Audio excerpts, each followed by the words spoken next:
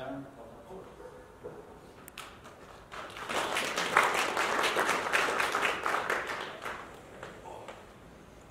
Should have come up the stairs. Okay, thanks, Mike. Good morning, everyone. We've had a lot of. Please apologise for my. I apologise for my voice today. It's a little bit rough, but we'll work our way through it. We've seen a lot of really interesting presentations in the conference today, starting off with Simon the demographer, and a whole range of diversities. And I guess one of the things I've tried to do with this presentation was to try and bring together, so Marinas to 2030, it's only a 10-year horizon, but I think that we're seeing a lot of things changing in our marketplace, in our consumers, in our economic circumstances, in world politics, and a whole range of different things. I think somehow we have to try and bring all of that together to make sense of it and understand how that's going to affect what we do. So if we look at, just work this one out. It certainly is a complex world.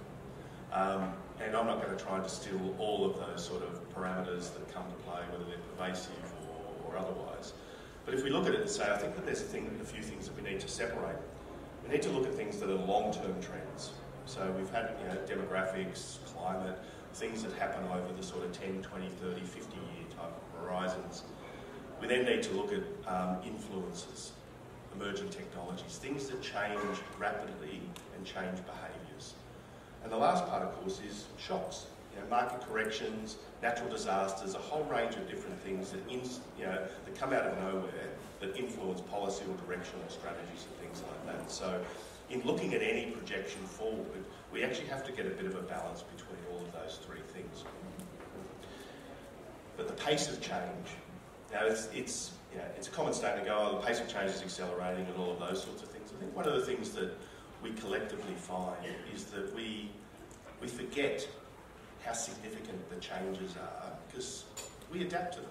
And if you look at it and you go as far back, within the last 20 years, 20 years ago, which a lot of us in the room can quite clearly remember, there was no Google, there was no Facebook, there was none of those types of things. So this whole process and the influence of the internet and the way that we behave, the way that we communicate with our customers, the way our customers search for services, the way that people interact with each other completely changed over that period. And if you look at it, Google came along through its iterations, Facebook came along, but what's really interesting is that those sorts of horizons where they started is almost 20 years ago. And so the way that it's starting to manifest it and become mainstream and adopted within all of these types of things. And then you start to look at elements like, things that came out with Airbnb and the disruptive effects of things like Uber into traditional marketplaces. They completely changed the way people behave. And even things like government currency, cryptocurrencies all of a sudden became this massive thing where government currencies were being interposed by potential cryptocurrencies which didn't require sovereign control. So there's a whole lot of things that are happening out there that influence on the way that people behave. So what I'm going to try and do is distill components and look at different parts. And I'm going to try and look at it and say, what does climate change, the potential for climate change have to do with marinas and the influence over that period? How does regulations and the change in regulation and government behaviour change over that period? What is happening in the social aspects? So the demographer that we heard at the beginning of the conference talked about certain elements of social behaviour. I'm going to try and distill that into things that are specific to do with boating and marinas, and then look at the way that technologies influence things. So if we go to the next one, let's just look at climate change. So let's deal with it in two parts. Let's deal with the fact that climate always changes, whether it's influenced by natural causes or whether it's influenced by man's behaviour. And let's put the cause aside and let's just look at the facts. And the facts are that we've seen that there has been sea level rise because it's a measurable parameter. And so essentially since the late 1800s that we've seen sea level has risen about 300 mil. And that just comes from tide charts and things like that. The last 20 odd years we've been able to do it very accurately through satellite telemetry, which means that we're seeing a slight increase in sea level rise, predominantly to do with thermal expansion. It's not actually predominantly to do with ice melt, but it's more to do with thermal expansion because the oceans are actually getting slightly warmer. And as a consequence, it's only about 3 or 4 millimetres a year. So you look at that and you go over a 10-year horizon, 30 millimetres. In reality, from a marina point of view on a floating marina, neither here nor there. But what's really interesting about it is the other factors that come. So sea level rise in its traditional sense from our point of view over that short-term horizon isn't necessarily the key thing, but what a lot of people don't realise is the barometric pressure effect associated with sea level.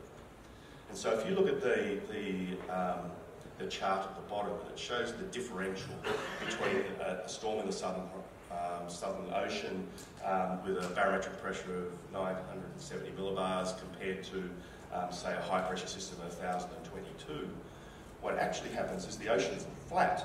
So for every hectopascal difference between what's considered to be sea level is considered to be 1,013 hectopascals as the normal pressure at sea level. So every hectopascal below that, lower pressure as we go down, the ocean comes up 1 centimetre. So if you go down, 40 hectopascals below, then you've got a 40 hectopascal rise in the ocean just because it's of low pressure. And so one of the things that we're seeing is that the increased temperature of the ocean is creating more energy within the system. We're seeing high pressure systems, low pressure systems. So you get two effects from that. One is obviously there is the difference in the pressure system, the way it affects the ocean, but also the gradient of the isobars between them, which reflects the speed of the wind. We're getting an increased wind effect, which therefore, if it comes on shore, creates storm surge. And so the reason why we're seeing more devastating effects from extreme weather events is that you're getting a combination of low pressure systems, increased wind speeds, more storm surge, and so all of a sudden we're starting to see storm surge events that we haven't seen before, where ocean levels are coming in at 1 to 2 metres above what the high tide levels are, and that's why we're seeing the reaction. So when we talk about climate change and sea level rise, everyone sort of looks and goes 30, 40 millimetres is not going to be anything, but the reality is it's the storm effects and the pressure effects that actually have the significant realities. That's now. Those things are actually happening now. Those differences are actually happening now. And so it's not something that's on the 40, 50, 100-year horizon. And so I think that one of the other interesting things that comes out of that is that we're seeing changing weather patterns, and those weather patterns are actually changing they're changing precipitation. So in some places we're seeing a lot more rain. Consequences of that creates more river flow or dredging related issues, changing in channel locations. So there's a whole lot of increased dynamic behaviour that's happening within our environments that we operate in that are actually influenced by these sorts of outcomes.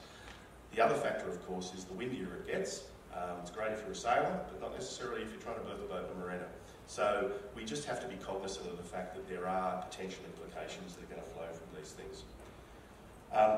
And I think that this was the one that I think is quite interesting. And again, like I said before, it doesn't matter what the cause is. And the reason I've disconnected that is that the cause is the area where politics comes into it. But the statistics that flow out from this, whether it's sea level rise, sea temperature and things like that, these aren't affected by politics. These are affected by just scientific readings. And so the reality is the ocean is warmer and it's going up. And what happens is if you take a massive body of water, the oceans of the Earth, and you just increase its energy input and raise its temperature by 1 degree, then by definition you put more energy into a system, so you're going to expect that there's going to be more evaporation, there is going to be more precipitation, and there is going to be more weather-related events that flow from a more energetic system. And I think that's the thing that we have to be very cognizant of. We just have to be prepared, and the statistics show that we have to be prepared for more extreme weather events, and we have to be prepared for more weather more generally. And I know weather isn't climate, but this is the manifestation of how it will affect us within that sort of 10-year horizon. So if we then go on and say, right, so we've got that is our reality, we have to deal with it. So Simon, when he talked about the demographics the other day, if we just look at it and say, what does the population profile of Australia look like today, and therefore what is it projected to look like in 2030? And you can see quite clearly from that, the two red lines there are to capture the millennial generation. The reason they're captured in that way is that later on in this presentation I'll talk about consumer behaviour, and you know, a lot of the things that were talked about before in terms of the way millennials consume are differently to the age groups before them. And we can see what's happening over the next 10 years is that those millennials are falling straight into the sweet spot of what we would consider to be the traditional customers of marinas. And we're also seeing that the population is ageing, and so that we can expect that the average age of our customers within the marine environment and within marinas themselves is going to be older, and that comes with certain requirements and consequences. So what's interesting about that is that when I look at profiles, and you go, okay, let's have a look at what the profile, and these are New South Wales statistics, but this is the age profile of boat licence holders in New South Wales. And it's taken over a short period, so it's only 2018 and 2016, mainly because the reporting within the publicly available documents didn't identify the age groups before that. But one of the things is that if you use a series of different models, you can project and say, what does it look like? What do the boat licence holders look like in 10 years' time? And you can see the green line there that pushes them out. And so what we're seeing is that we're just seeing this shift towards the average age of boat licence holders are moving out, and they're moving out towards that sort of 50s, 60s sort of age category, and they're not really being backfilled in at a rate that we're very happy with in terms of the younger people. The interesting one, and the graph at the lower line, of course, is the PWCs. PWC has been the greatest, the fastest growing sector within the marketplace, and obviously very attractive to young people, but also one of the areas and categories where regulation is trying to contain the behaviour and trying to affect that. So it's a potential area of growth and engagement, but at the same time as an area where we've got to look at the potential risks in terms of how that works out.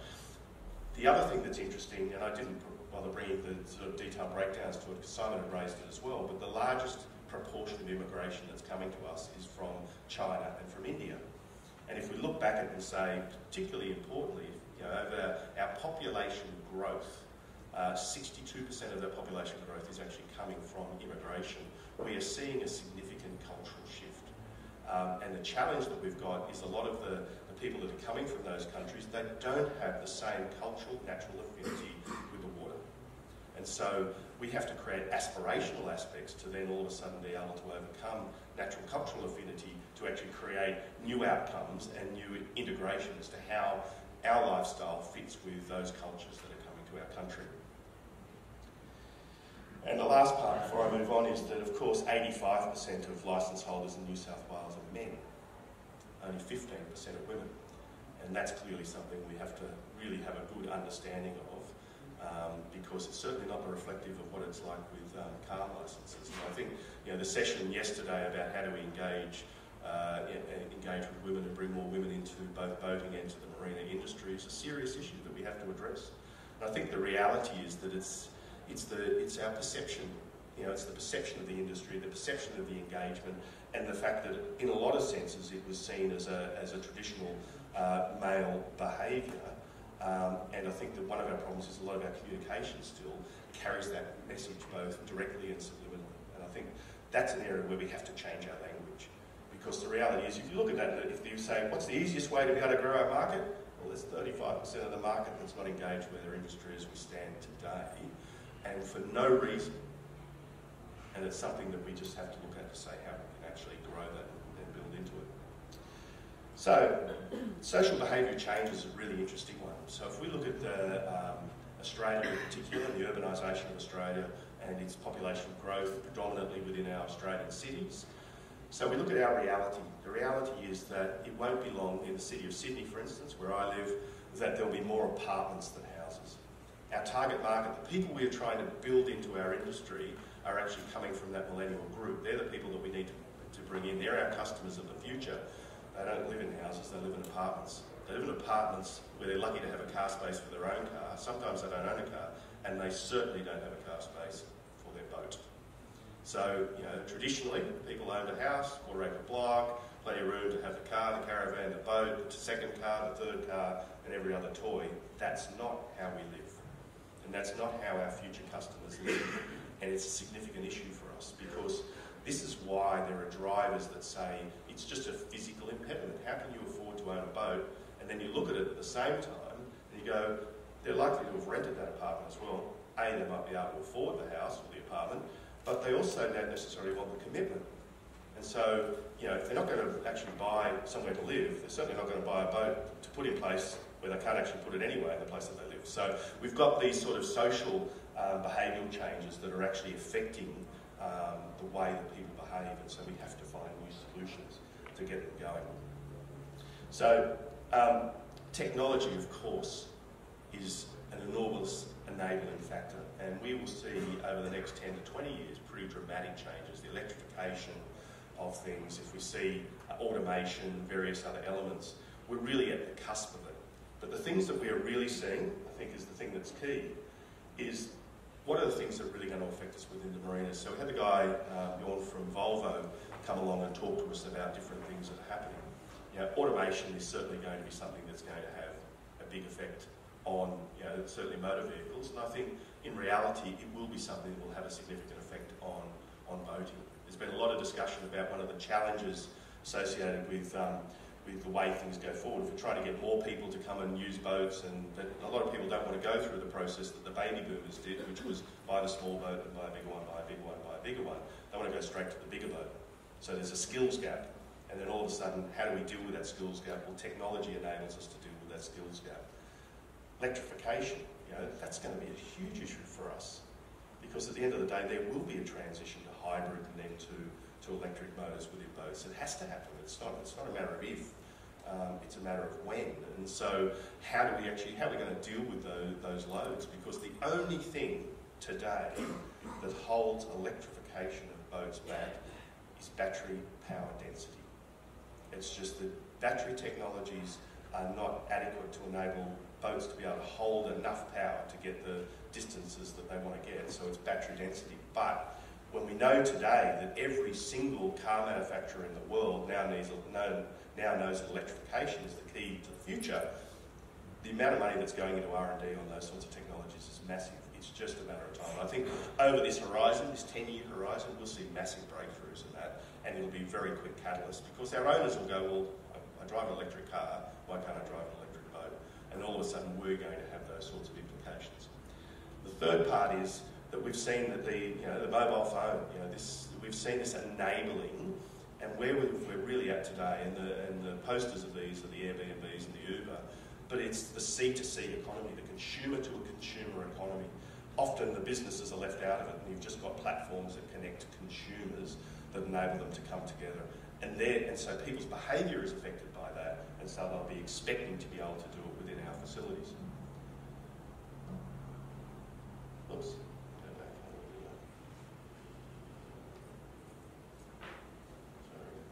So within Marinas, there's a couple of interesting things. Shameless plug for my son's app that he wrote, Boatmaster, which was a simulation to teach people how to berth boats in marinas.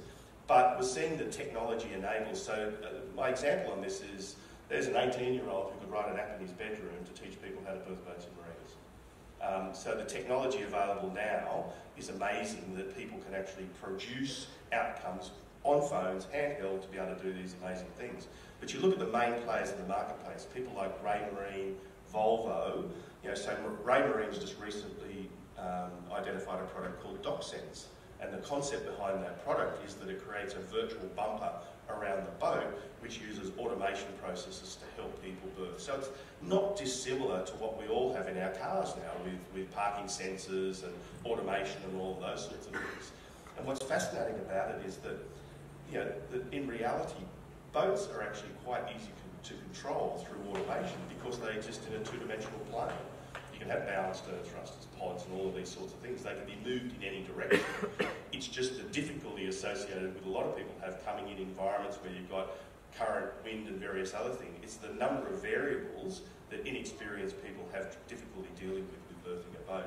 The actual technology associated with it, in terms of being able to do it these days, we're at a point where the technology is the point where it enables it to occur. So you've got a process where all of a sudden we're getting this technology that provides for assistance, and then Volvo's process where they've actually developed these systems which they're looking to commercialise and will present probably later this year and next year, where the boat itself will move into a geo-fenced area and then berth itself.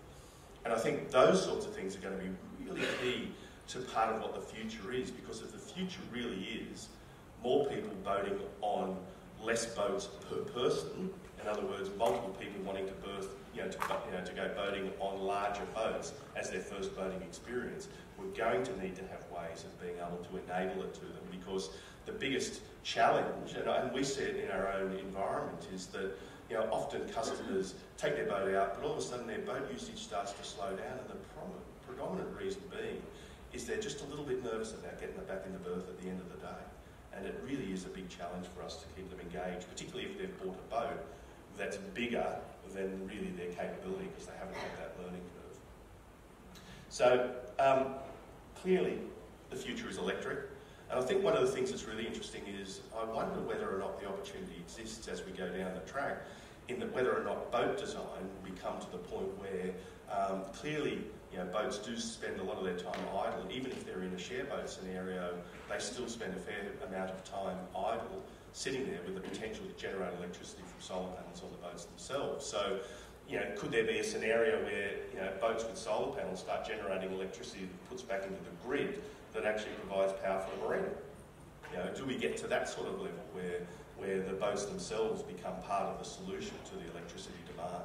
So I think that's just something that we're really going to have to be cognizant of, and I think we also have to be very cognizant of that our customers are going to be expected to have charging stations for electric cars in our car parks and marinas as well. So I think one of the things that's really interesting is if we look at the rise of the mobile phone and its influence on consumer behaviour. And so if you looked at where essentially it was, we started with it, Google and all of those apps were all about finding stuff. So they then commercialised it into a marketplace and the pay-per-click and all of those sorts of elements. And so predominantly purchasers, before they go to a marina, before they go into a boating showroom and things like that, they've done 85% of their research online. So they're very informed, and basically it's so important for us as marinas now that if you go out there and ratings, Google ratings, things that you've got no control over, you can't moderate. So you're getting all these rating systems that are happening on the facilities. People are searching and say, I need this particular thing. They're going to find you, they're going to see what rating you've got, they're going to see what people say about you and all those sorts of things. So that search element has been very important, and that's where we get the discuss element. There's a whole lot of people that are out there talking about us that we can't moderate. They can make comments about it, they can have a bad experience, and then all of a sudden it becomes often the difficulty is that the bad experiences are the ones that get reported on things like those sort of discuss mediums and things like that. But it's also the social media element of it that people like to use our imagery, and marinas are a great place to be able to create social media imagery. So we have to look at that and say, how do we embrace it? Because this is what consumers do now. This is how they gain it. I think the interesting thing is, say, look at Facebook. The average age of people on Facebook is our demographic. It's not, there's no young people on Facebook anymore. They're all gone onto other mediums, Snapchats and all those sorts of things. And I think we need to be very cognizant of that. And at the end of the day, the consumption, the style of consumption that consumers are getting used to is very much more on that C2C type of platform. And so we need to look as an industry as to how we adapt over that period to meet those sorts of demands. So it's interesting, John White this morning in the follow-on from the sharing economy talk, he talked about the work that the British Marine Federation had done in identifying the different types of consumers for boats. And it's interesting that NMMA, the largest industry organisation, National Marine Manufacturers Association in the US, did a massive study on this as well. They're different names, but they're pretty much the same people. And it was identifying that there's a whole range of different people that actually engage with boating as it stands today. But our messages need to actually talk to each group. And whether, because of the diversity, and that's one of our biggest challenges, there's such a diversity of consumer that we need to find messages that actually get out to each different type so that we can find a way that we can actually communicate with them. And so I think you've got a lot of people that are looking for new experiences, and we need to find out a way that we create pathways to that. But we've got some challenges, because it's not easy to actually get new experiences in boating. How do we create these opportunities where it's easy for people to come forward and be able to do these types of things? How do we retain our existing customers? How are we going to deal with the fact that our customers are aging in terms of the way that they react with the boats? Are boat designs being designed so that the walkarounds and the access ways are suitable for people that are in their 70s and 80s. So, you know, we have to sort of be cognizant of the fact that the industry as a whole needs to be able to respond to these types of things. Younger people and how we connect with them. And that is really addressing these evolving needs. So I think this is a common theme that we've heard come out of a lot of the presentations today. It's the rise of experiences over ownership. How do we actually address that? Because our biggest challenge is that there's plenty of alternate experience opportunities, and the most common one that younger people are going for is travel. Travel's easy, travel's cheap, travel's diversity, cultural diversity, all of these different things. And so adventure tourism, all of those sorts of elements, it's probably one of our biggest challenges as to how do we compete for the recreational dollar with those sorts of things. And I think that at the same time, where it's becoming easier to travel, we are creating, you know, we've got a situation where there's the rise of constraints. As I said before, where do you keep your boat? How do you get it? What's the cost of boat ownership and all of those sorts of things? And I think that that's why we are now seeing that there's huge opportunities for different pathways into boating. And so, as we talked about in earlier presentations, when John Giglio talked about Freedom Boat Club in the US and the strength and the growth that that has seen, they're the pathways that people can very cost effectively get in, experience it, and do those sorts of things. That is the new pathway into boating. And the reality is that we have to find the ways of being able to enable people to engage with those sorts of activities, because they're the future boat owners. Because somebody else said earlier in this conference that basically 85% of boat owners have actually had some experience of boat ownership, or boating in their childhood or otherwise. And if we can't get people to actually see boating as a potential pastime, they'll never even think about it. And it's a they're being bombarded by lots of things. So we need to look at it and say, how do we embrace within our marina ways of being able to enable a whole range of different people to engage with boating so that we can have them as our customers of the future. We can't not talk about regulation. And unfortunately, our society continues to increase regulation. You know, there are barriers, and so we have to find a way as an industry to really continue to communicate, because one of the great things about boating, of course, is the freedom that it gives you, the connection with nature, the adrenaline, the relaxation, depending on which pathways that you're going through. But who wants to go out and have to navigate complicated regulations? Who wants to have to be sort of bound by all of these sort of provisions and things like that? And you know, safety is absolutely paramount. But one of the challenges is that often regulation comes without evidence. And we as an industry, I think, need to recognise that sometimes we are resistant to change, and certain sectors of our industry use complicated regulation as a barrier to competitive entry. And that represents a risk to all of us. So, you know, I've seen, you know, I'll give you an example. I listened to discussions at the Superyacht roundtable a week or so ago. And there's this discussion about how do you increase the behaviour, how do you increase the market for superyachts within Australia? And obviously local operators are saying, well, hang on, we've invested an enormous amount of money in regulatory compliance, in meeting all the regulations in this country, which are extensive, and yet the industry's trying to promote to bring foreign superyachts into the marketplace. And they see that as a competitive, you know, that they're giving, you know, other operators competitive advantage of coming into the space. But this is one of the realities, is that unless the marketplace is big enough, unless there are enough options, then the major charter operators around the world won't promote it as a destination. And so it's one of those things we need to you know, try and break down regulatory barriers and come together as an industry to be able to promote what we do collectively, so that we can rise above the noise of competition to actually make our market bigger. And sometimes it's counterintuitive, but you know, more competition actually creates more market scale, and as a consequence we actually end up with more overall activity. And another issue, I guess, is that because we are a highly regulated society, regulatory lag, so when innovations come around, particularly in, say, changing consumer behaviour and sharing economy, things like that, then the ability to actually get regulation changed to enable that to come into the industry the lag is massive. And so with technology, you need to be able to move with the times. But if we've got a situation where it takes years for regulation to catch up, then all that happens is those consumers that we may have engaged with have gone somewhere else into a less regulated environment. So what can we do to protect our future? I think that I'll be talking this afternoon about leasing frameworks and ensuring that we have government support in terms of being able to invest within our marina framework so we can actually support investment, because we're going to need to continue to invest to adapt our marinas to actually meet the needs of the future. We have to continue to work with government in the regulatory space to reduce the restrictions on our access to the waterways and to the land-water interface.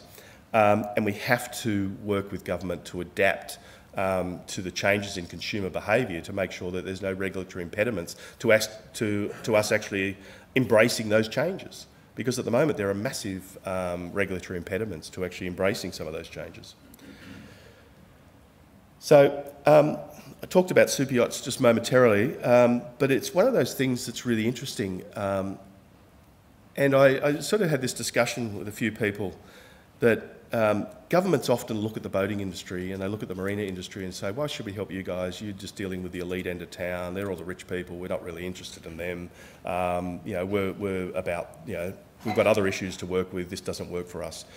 My little analogy for that is that I started with the controversial statement to say that the best way that you can redistribute wealth from a billionaire is to get them to buy a super yacht. And the premise being that if you go and spend, let's say you take a billionaire and he goes and spends $100 million building a mega yacht. So he goes to a shipyard. What happens? The shipyard employs a whole lot of people, SMEs, suppliers and everyone else. And then that $100 million gets distributed right down through all of those things. And good news is the government gets taxed on every employee and supplier that works in it. And then all of a sudden there's been a redistribution of $100 million out into the industry. Likewise, through ownership, over the next 15 years, supplies, every port you go into, employing crew, refits and things like that, it's likely to spend another $100 million. So all of a sudden, in 15 years, we've taken $200 million from a billionaire and we've distributed it out into the workers, into the economy, and then had the multiplier effect. Much more effective than any taxation regime you can do, because they don't pay tax, because if they're smart enough, they're in a tax-free regime. So these are the things that are quite interesting. We are constantly fighting against these perceptions. And these perceptions are impediments where regulators won't necessarily help us. But when you actually drill down into realities, our industry actually does provide an enormous economic benefit and outcome that otherwise isn't realised. And I think we have to do better in trying to communicate those things. Super yachts are important for our overall industry because they're part of the overall picture. Not all of our marinas can accommodate them, I can't. But at the end of the day, as the total industry, that revenue that comes in, they come from offshore, they drive revenue to our industry and they make it more sustainable and more important. So here is my 7 predictions for marinas in 2030.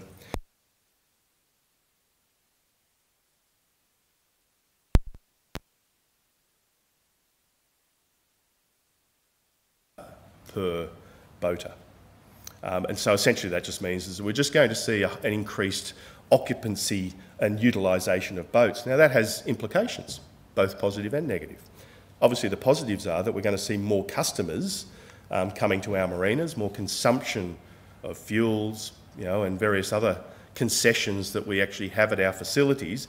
But at the same time, it's going to create circumstances where there's going to be more demand on our infrastructure and various other elements like that. Part of that, though, is there is going to be an increased demand for more affordable and less commitment options. Boat clubs, shared ownership, peer-to-peer, all of these types of elements will be part of what that future is. And, people are going to expect to be able to communicate, book, control, engage through their mobile devices because they can do it with everything else. So they'll certainly be expecting to do it at the marina. Technology will certainly make boating easier. And it's going to be necessary. The need will come out because there's going to be more people boating on less boats. They're going to have less experience. They want bigger boats. We're going to have some sort of technological solution.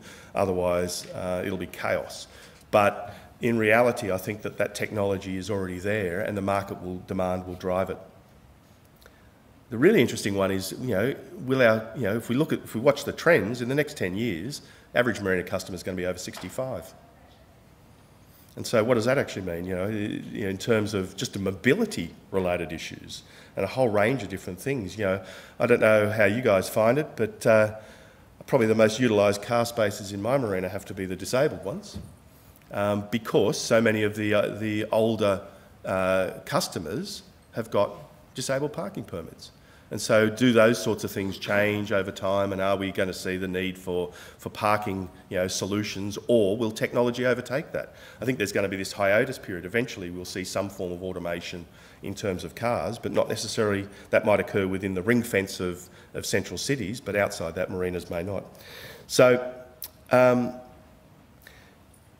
we definitely will see there's more demand for resort-type facilities at marinas themselves. We have seen that transition clearly away from places where it's just boat storage and boat servicing towards expectations of restaurants and various other facilities at the marina itself, an expectation that you can actually go and just stay on your boat in the marina, eat at the restaurant, enjoy the relaxation, and maybe take your boat out if you feel like it. And I think that is going to be a trend that we will continue to see to grow. Predominantly, it will become a consequence of the fact that our customers are also getting older. And so there'll be social, interactions that are occurring. The boat is just a destination where people will go and interact with each other within the marina itself. Changing weather patterns. Well, it'll depend where you are, I guess. But the reality is that, the one thing that is certain is that all of the scientific evidence shows that the climate is certainly changing, but as a consequence, the weather patterns themselves, the things that affect us in particular, the sunny days versus windy days versus rainy days versus extreme weather events, we're going to see changes in all of that. So our expectations and how we adapt to it, I think, is going to be something that's going to be very important in terms of the way we work with it. I'm not sure what we can do apart from preparing ourselves for extreme weather, but it's one of those things we just need to be cognizant of it, and that's why I think things like birthing technologies and various other things are going to become very important, so people still feel comfortable in taking their boat out and bringing it back in weather conditions that they may not otherwise have been comfortable with.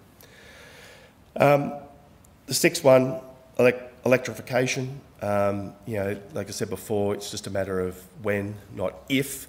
And I think that is something that we're going to really have to turn our minds to, because I think the electrical infrastructure side of it, if we just have to turn our minds to saying, right, we're going to have immediate and high level charging at 600 volts of battery backups for hundreds of boats in a marina, then I don't think we could build switchboards big enough to be able to cater for that type of scenario. So there's going to have to be some sort of consideration as to how those type of that sort of consequences dealt with within our marina environments.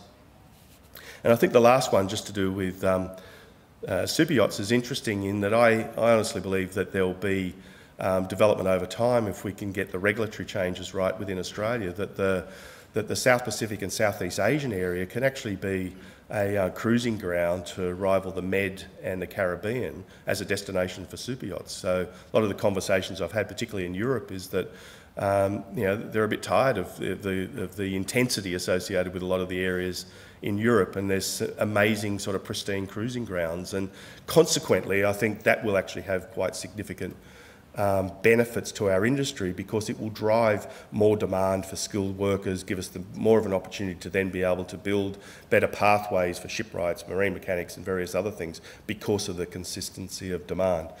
So that's my my 7 predictions.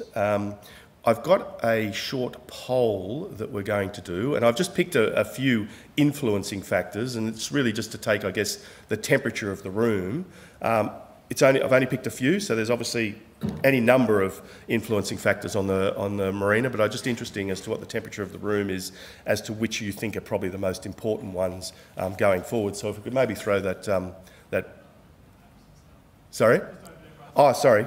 My apologies. So to actually participate in that, you just need to open the event app on your phone. If you go to this session and then you go to live polling, you'll be able to do that.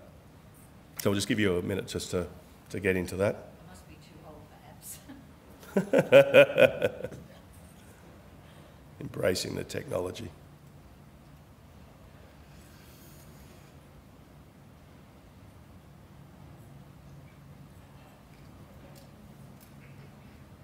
There you go. Countdown.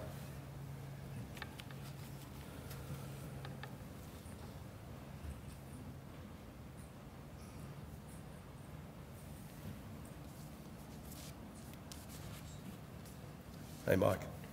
I kept hold of your thing so you couldn't shut me down.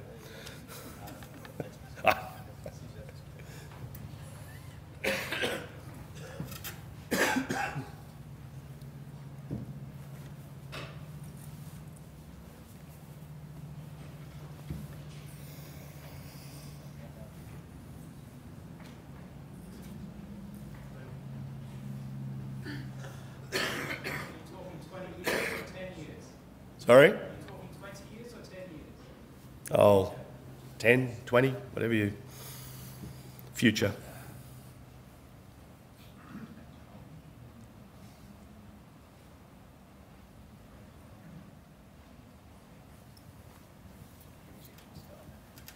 Hey? Music should start. Yeah.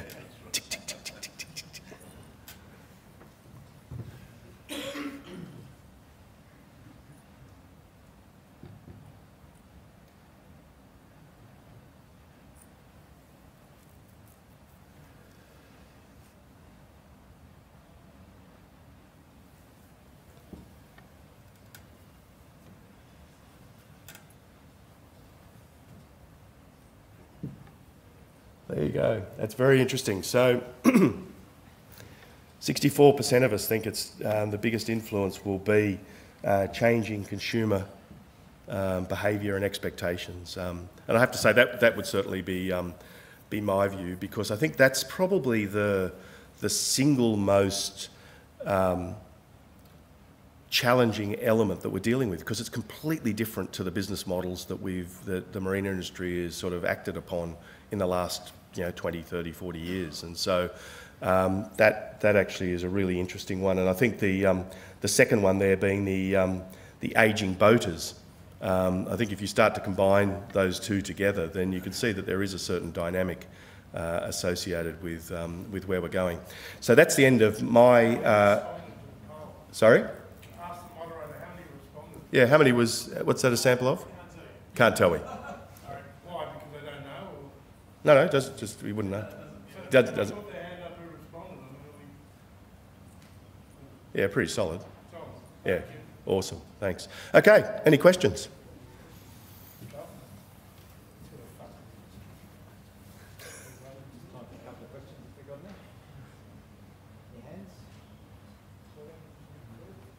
Geez, I answered all of your questions about the future. Fantastic. Looks like Darren's done very well and just in time for the next session. So we'd all like to thank Darren for his brilliant insight.